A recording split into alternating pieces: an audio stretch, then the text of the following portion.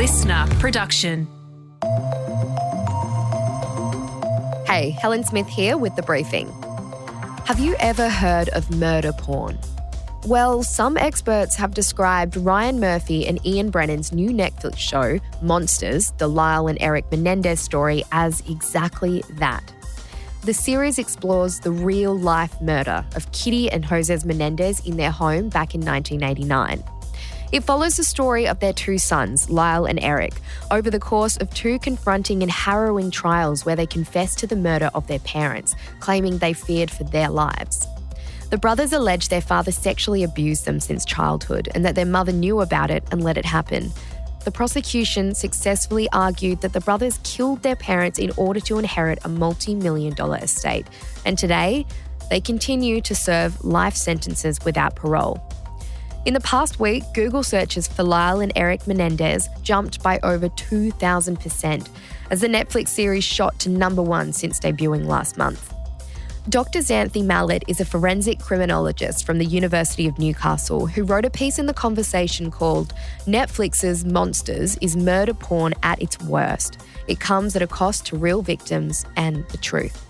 Xanthé, thanks for joining us on The Briefing. What is murder porn? Basically, murder porn is where a crime such as, something really violent and awful like murder is kind of glamorized and sensationalized, and it becomes almost fetishized by, the way it's presented. So it's not respectful, it's not appropriate, and it becomes, a bit kind of seedy. So why do you think the series is problematic? So I think this series is problematic because this case, from 1996 is the brutal murder of the brothers' parents.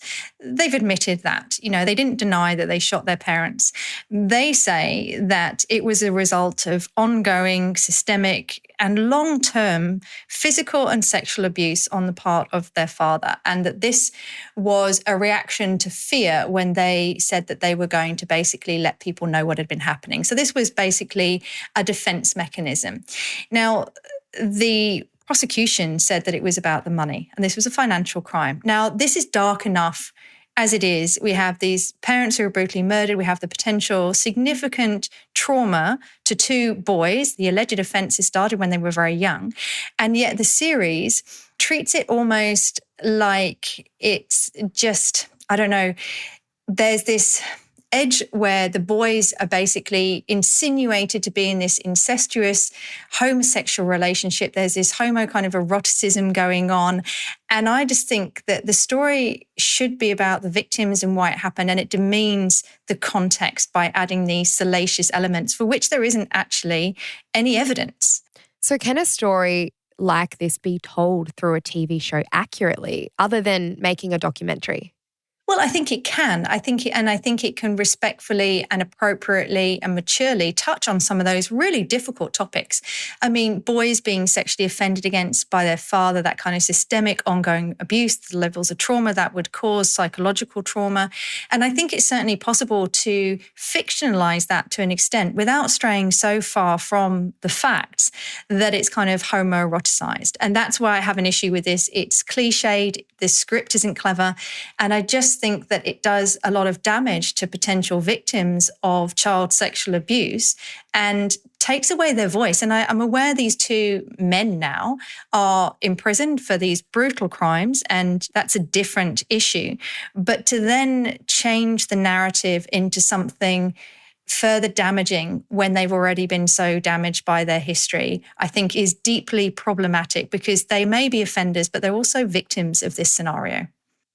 One of the brothers actually put a statement out, Erik Menendez, he's the youngest brother, criticising the show, and this is what he said, quote, "Netflix's dishonest portrayal of the tragedies surrounding our crime have taken the painful truth several steps backwards, back through time to an era when the prosecution built a narrative on a belief system that males were not sexually abused and that males experienced rape trauma differently than women," end quote.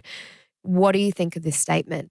I think it's true. And I think the breach of trust when children of either sex are offended against by their parents, and the allegation is that it's the father in this case, but the mother was aware. So there's again a breach of trust. There was no protection for these children. Nobody stepped in to stop what was happening, even though other people appeared to have been aware or at least suspected.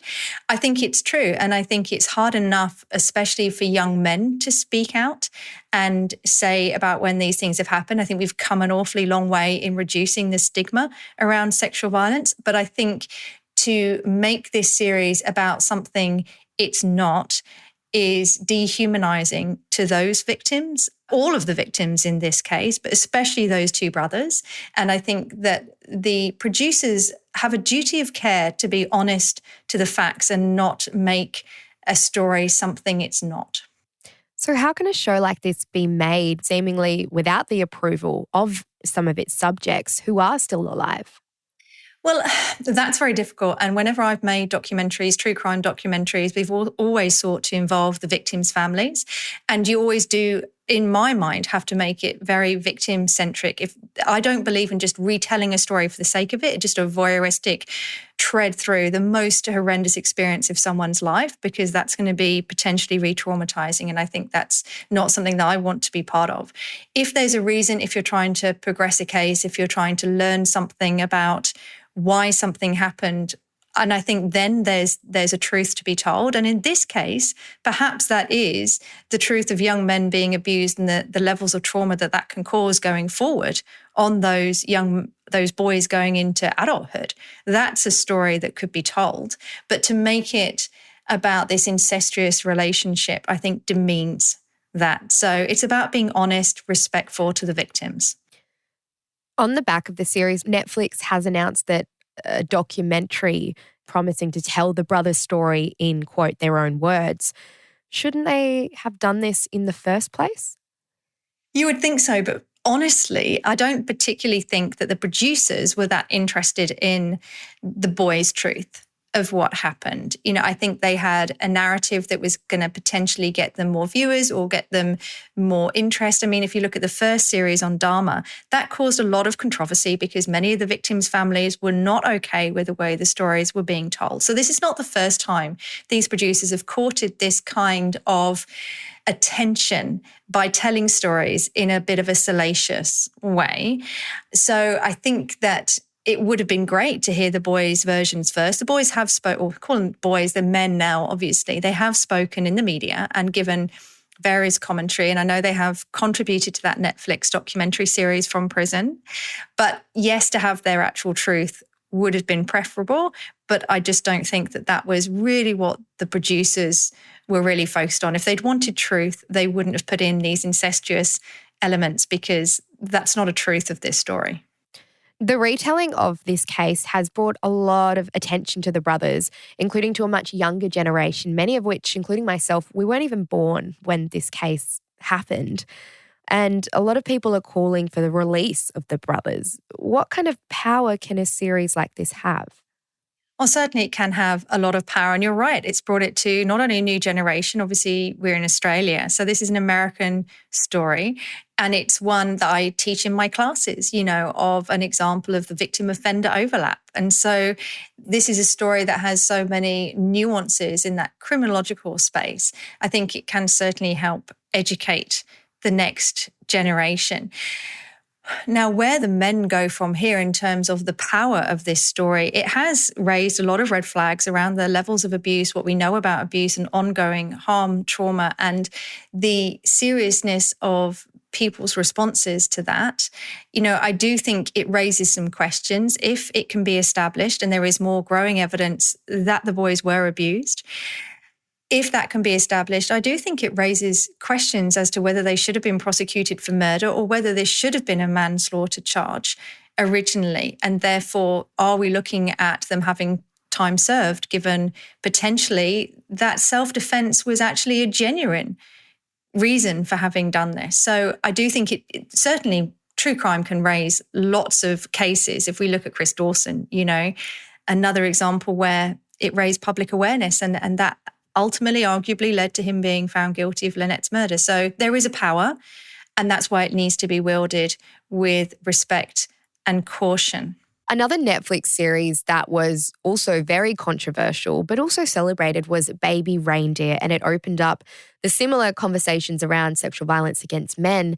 How have our conversations changed around sexual abuse towards men? Yeah, I think the conversations are changing. And I think that that's a good thing, because I think lots of men are the victims of physical and sexual violence on the part of their partners or potentially family members, as with the Menendez brothers, allegedly the father. And I think that having these conversations and destigmatizing it is the only way we're actually going to really understand what the implications and the harms are, and also the scale. So I think with these very popularized series, and obviously Baby Reindeer was, controversial for all sorts of other reasons, but I think it does raise these conversations in people's minds and hopefully makes it a little easier for people to have those tough conversations when they're suffering. But that's why the Monsters causes me some concern, because it's done in a salacious way. It's not done and trying to understand what happened. And so I think that there's a problem there when it's being used as entertainment, because the sexual abuse of someone is never entertainment. How do you think this series could be made differently? Well, I think it could have stuck to what we predominantly know is the truth. Obviously, there will be fictionalized elements, conversations, scenes, etc., to tell a story. Everyone accepts that.